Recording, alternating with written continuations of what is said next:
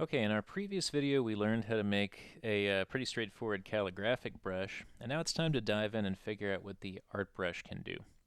So I'm sitting here in Illustrator. I want to go to File, and for a long time it was Place. There it is, File and Place.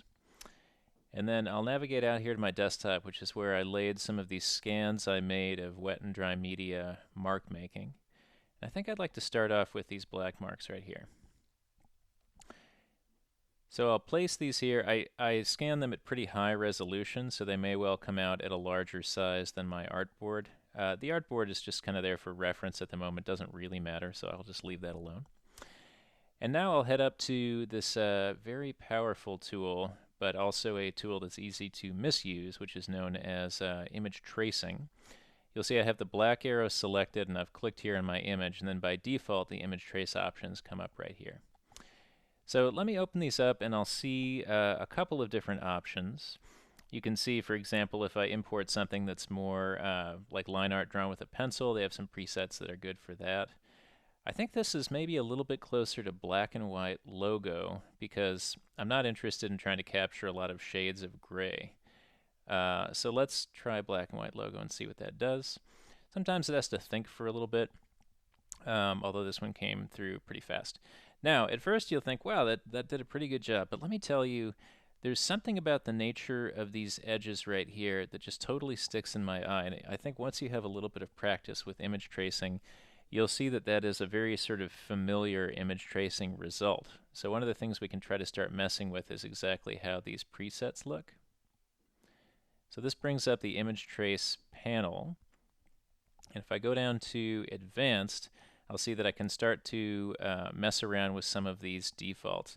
And this is really just going to depend on your eye. I mean, the threshold is going to be the simplest thing, which is going to relate to where those black and whites sort of drop off the selection.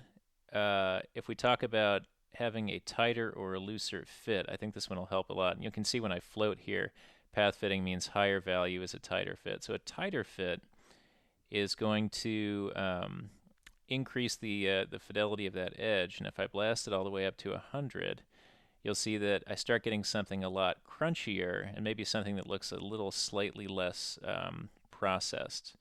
And we'll just hover to look at the rest of this as well. So corner emphasis, higher value means more corners. I don't know if corners are necessarily what I want because this is starting to look a little sandy in there. So for example, if I pull this way down, I can see what difference it makes. And honestly, this one doesn't seem to make that big of a difference. Now for noise, reducing noise by ignoring areas of specific pixel size. So let's try messing around with this a little bit to see what we get. And you can see that as I head off in that direction, I lose some of those really great little extra details. So I do want to go ahead and keep my drawing relatively noisy. Oh yeah, that's starting to get there for sure. Okay, so the thing I want this to create is a fill because I'm not so interested in the edges. I want that big solid object. And we can also tell it to ignore white, so that way it's just going to leave the white behind when it goes ahead and makes this trace. So it's up to you. I mean, as with all these examples, the thing that where I wind up is not necessarily what I would do if I was sitting in my studio making these decisions. So don't necessarily take this as an example of the aesthetic that is correct, but rather I'm just walking you through the process of getting this done. You can see that there's a ton more options here as well. It looks like these are all the presets that we can mess around with. And then if we're lucky, yeah, we can save this preset as well if we find something that's useful again and again. Okay, so I'm going to close that, and then I come up here to expand, and that converts that from an image trace that I can come back to over and over again and change presets on. And now these are just actual shapes that we can use in Illustrator. They're also likely grouped together.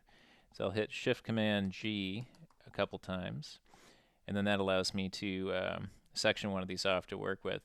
You will notice that there will now be little tiny pieces that are no longer grouped, so I may need to come back in and regroup them together. I'm going to pick this one at the bottom and hit Command-G to group that guy. Okay, now check this out. This is where it gets pretty red. So I'll have that selected, and now I'll go back up to my paint brushes and hit New, And because I have art selected down here, now all 5 of these options are available. I'm going to pick Art Brush and hit OK. So if I want, I can title the art brush, and you can name that thing whatever you want. Brush scale options, there's scale proportionally, so we make sure that it stays as tall as it is wide as it gets larger and smaller. Stretch to fit stroke length tends to be the way to go with these kinds of marks, although stretch between guides allows you to deal with artwork where you want portions of the artwork to stretch and you want to leave other portions of the artwork proportional. I'm also going to flip the direction here, right? Because as, well, now I can't remember here. So does this mean that my pen touches down and moves in this direction? Maybe this one was appropriate. So we'll try that and see. For colorization, I'm just going to leave that alone. All these colors we can come back and change as we go. And I think this is looking pretty good. Now for the width, we can also get funky and come in here with pressure and say, maybe allow this thing to bump down to 36 and allow it to bump up to 150 or something like that. We'll just have to try this out to see how it's going to work. So now I've got a brush there that I can use. I'm also going to take all these guys now and then go to Edit and Hide Selection, just so I don't have to look at them at the moment. Okay, now I go back to B for brush. I have my brush selected up here. And let's see how this thing works. Starting to press harder and harder. Look at that. Excuse me. So you can see that my artwork has been stretched to match the overall length of the path. If I push this hard enough, it is going to be, pretty evident what I'm doing. I still have a couple of hallmarks here of the image tracing process. So it's possible that I want to go back and try this in grayscale so it doesn't look quite so image tracy. But let's go ahead and try this with a couple more different approaches here. So now let me try pressing down super hard and then lightening up as I go. I could do a little short one. I could do another long one like this. So you get the idea. So let's try this again real quick in grayscale just to see what the difference would be. If I go to Object and Show All, although now that these have already been traced, we would actually have to do this again. So let's take these guys and hide them. I'll go back to File and Place. And this time let's bring a different one in. Let's try my crayon, for example. So again, this one gets super huge. Now we go to Image Trace.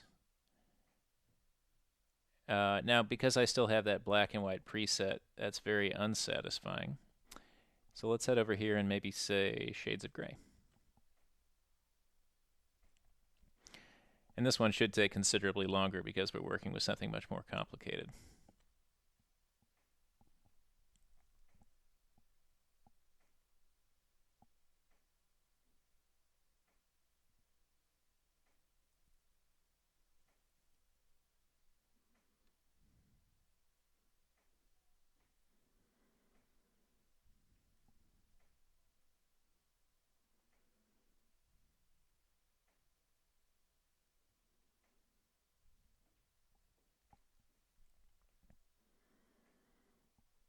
Just when you thought it was done.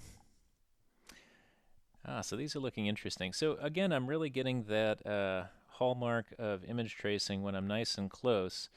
Well, that is starting to look pretty interesting as I back out a little bit. Let's take a look here at our image tracing options. And just like before, we can bump this up to high. Unfortunately, every time that we change these options, we're going to have to do the whole thing over again. So it could be that when you give this a try, you'll want to crop down to a single mark in Illustrator so we don't have to wade through every single thing every single time.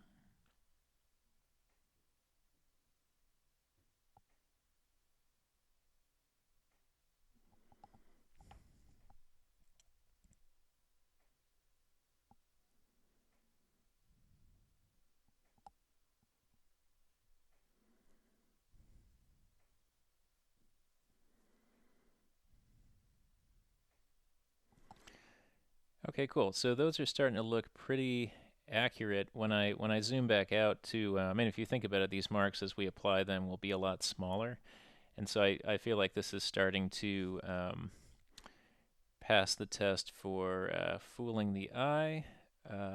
We don't have the option this time around to ignore white, so we're going to have a little bit of processing to do in the back end, but I like where that is going. So let's say expand, and then I'll hit ungroup a whole bunch of times, Shift-Command-G. With the black arrow, I'll select that big object right there. So the fact that these guys lay down white in the background is certainly a complication. But for right now, we'll talk about how to fix that in another video. Let me just select one of these. Oops.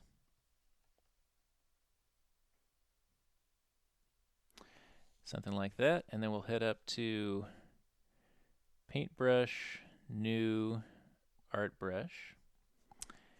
It looks like we do want the line traveling this direction. We like stretch to fit stroke length. We'll base this on pressure, and maybe this time I'll go with a slightly smaller variability. And then hit OK. Select all, Command A. If I want to, I can group those, and then Object, Hide Selection. Zoom in a couple times here. B for brush. Our brush is already selected, and now let's grab the pen and try this guy out. So light to heavy. Whoa, man. So you can see there was some of these. I'm guessing that this has to do with the scale relative to how fast my curves are taking place. So let's try something if I zoom way out that is a little bit less curvy. I get something like that. Now the white is really showing up in the background, but if I come in closer, I'll see that I'm starting to get something more interesting. It could be that I need to come in, so let's say Object, Show All, and then I'm going to select these guys, select Inverse, Hide Selection, and then again I need to ungroup these.